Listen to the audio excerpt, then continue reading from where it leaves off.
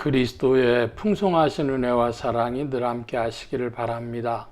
오늘 이 아침에는 창세기 제24장 1절로 9절 생명의 삶 큐티 9월 14일자 말씀입니다. 1절 말씀을 보면 아브라함이 나이가 많아 늙었고 여호와께서 그에게 범사의 복을 주셨더라 그랬습니다. 아브라함의 인생에 여러 가지 일들이 있었지만은 그런데 하나님께서 그와 동행하셨고 나이가 드니까 범사의 복을 주셨다 그럽니다. 좋은 거죠. 우리도 나이가 들어갈수록 주의 복을 받는 그런 인생들 되기를 사모하고 또 주께 구하고 주의 은혜 가운데 있어야 하겠습니다. 아브라함이 이제 그 자기 집 모든 소유를 맡은 늙은 종에게 청을 했습니다. 자기 허벅지 밑에 네 손을 넣어라. 자, 이거는 그 맹세하는 그런 고대의 중동 지역의 형식이었는데요. 아들을 이제 위에서 그 며느리감이죠. 아들의 아내를 택하는 일인데 뭐라고 했냐면 3절에 너는 내가 거주하는 이 지방 가나안 족속의 딸 중에서 내 아들을 위하여 아내를 택하지 말고 내 고향 내 친족에게로 가서 내 아들 이삭을 위하여 아내를 택하라 그랬습니다. 아브라함이 자기의 친족 중에서 이제 이삭의 아내를 택하려고 하는 대목입니다. 그 이유를 우리가 정확히는 알 수 없습니다. 그런데 그 당시에 그 결혼의 풍습으로 봐가지고는 오늘 우리랑 많이 다르고 또 전 세계적으로도 그 풍습이 다른데요. 예를 들면 사촌지간의 결혼을 할 수 있느냐, 친척 결혼할 수 있느냐 할 때 우리 한국 문화에서는 그 안 되는 것이죠. 그런데 그것이 되는 나라들도 있고요. 그 고대 중동으로 보면 그 가까운 그 친척들끼리의 결혼을 더 선호했습니다. 그래서 이렇게 아브라함이 이삭을 위해서 자신의 그 친족속 고향의 족속의 그 딸 며느리감을 선호했다 이렇게 보고 또 이것이 어떤 영적인 의미가 있다 뭐 이렇게 보는 이들도 있습니다. 뭐 그 부분은 그렇게 큰 의미가 있다고 생각하지는 않고요. 그런데 문제는 뭐냐면은 그 아브라함이 이 자신의 집의 모든 소유를 맡은 늙은 종에게 부탁하는 것이 있었습니다. 6절 또 7절에 보면 아브라함이 그에게 이르되 내 아들을 그리로 데리고 돌아가지 아니하도록 하라.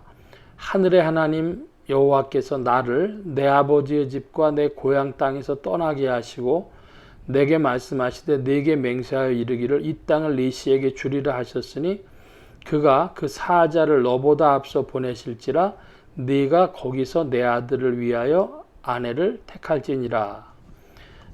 만일 여자가 너를 따라오려고 하지 아니하면 나의 이 맹세가 너와 상관이 없나니 오직 내 아들을 데리고 그리로 가지 말지니라. 그러니까 아브라함의 의중은 분명한 것입니다. 자신의 고향 족속 중에서 이삭의 아내감을 고르는데 이삭을 데리고 그리로 가지는 마라.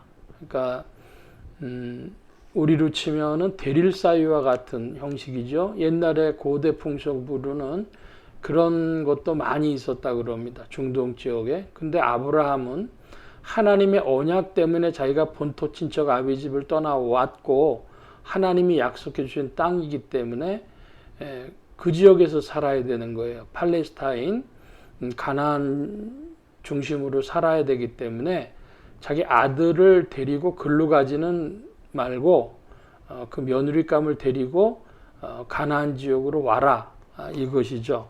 그런데 이 일을 위해서 아브라함이 믿음을 내는 게 있는데 7절에 그가 그 사자를 너보다 앞서 보내실지니 그랬습니다.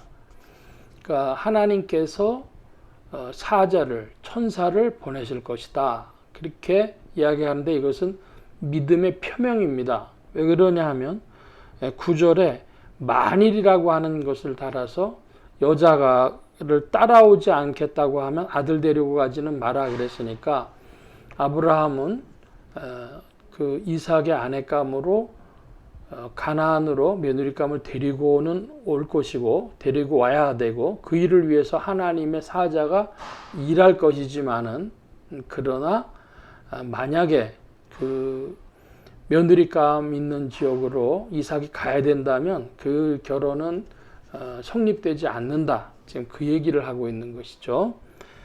그래서 아브라함의 종이 그 맹세를 하게 됩니다. 여기 그 7절에 나오는 그 사자를 너보다 앞서 보내실지라. 이것은 천사가 앞서가서 일할 것이라고 하는 이제 아브라함의 믿음의 표명인데 구약에만 천사들이 앞서가서 일하고 신약은 아니냐? 그렇지 않습니다. 사도행전이나 기타 이런 곳에서 보면 우리가 알 수 있는데 오늘도 구체적으로 일하는 것은 천사들이고 삼위일체 하나님, 그 중에서 이제 그리스도께서 부활 승천하신 후에는 땅 끝까지 지상 끝날까지 성령께서 이 구원의 역사를 진두지휘하시는데 특별한 일들을 만들고 사람들이 말하는 기적이라든지 어떤 역사를 구체적으로 실행하는 것은 성령의 명을 받은 천사들이죠. 그래서 구약이나 신약이나 천사들이 하나님의 명을 받아 일하는 건 똑같다. 하나님의 사자들이 일하는 것은 똑같다. 이것을 우리 이제 교회에서 신약 교회에서는 성령이 역사하셔서 이런 표현을 많이 하죠. 그러니까 신약에서는 성령이 역사하시고 구약에서는 천사가 이랬냐 그것이 아니고 오늘날도 성령이 역사하시는데 전통적으로 신학자들은 어떻게 이해하냐 하면 인간의 영혼 속에 들어올 수 있는 권한은 합법적인 권한은 성령만 하나님만이 들어오실 수가 있는 것입니다. 불법으로 들어오는 건 귀신이죠.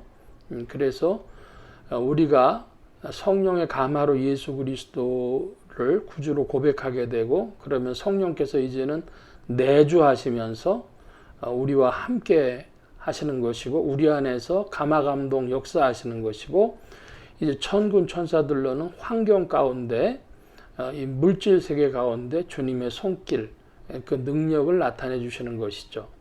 그래서 구약이든 신약이든 하나님의 명을 받아 하나님의 사자들이 일한다. 것은 똑같고 신약에서는 이제 믿는 신자들 마음속에 삼위일체 하나님이신 성령께서 내주하시며 감화 감동 역사하셔서 우리의 마음속에 그리스도를 따르며 그리스도를 닮아가며 그리스도께 순종하며 성령의 열매들을 맺도록 우리 내부에서 일하시고 또 여러 환경 속에서는 성령의 명을 받아 천군 천사들이 일한다. 이렇게 하시면 되겠습니다.